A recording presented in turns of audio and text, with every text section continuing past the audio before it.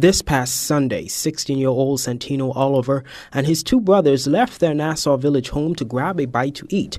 Along the way, he says they stopped at a home off Prince Charles Drive to go and look at a cell phone that was for sale. At the house, Santino says he saw a motorcycle that he liked, but the home's owner thought the boy wanted to steal that bike.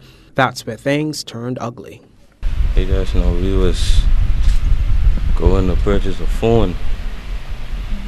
The guy said he had a phone, and we told him he was coming to buy it. And they just ended up seeing the bike in the yard. They wanted to look at the bike. Just went in the days, just looking at the bike. Next thing I noticed, the guy come up with his gun. Don't move, police first. And while he had me, like, in his, call it, possession, or he was starting to call like several other people. I didn't know he was calling officers. And when they arrived, they just started beating me, no questions asked, just beating me.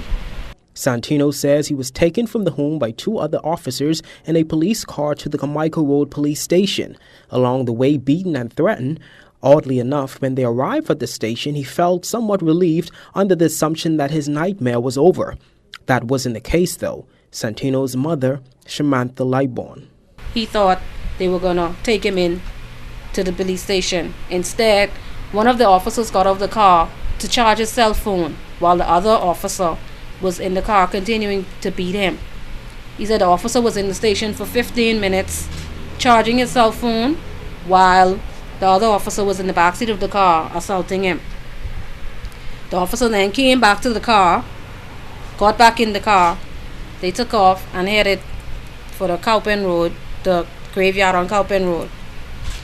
He said the officer told him they were going to kill him and leave him in an open grave. They beat him until he was unconscious, and he said he woke up in the graveyard.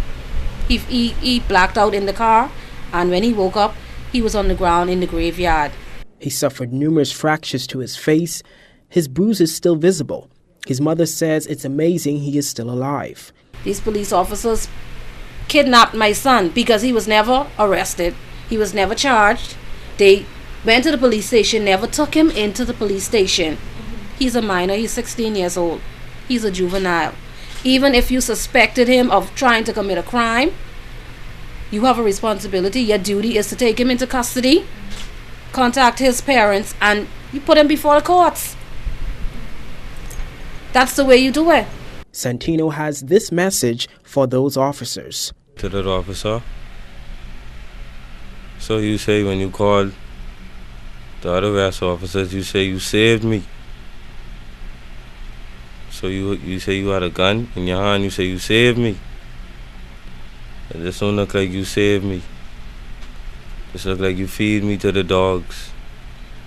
I explained to you I'm 16, you tell me you don't care. So God can deal with you. Reporting for JCN News, I'm Greg Smith.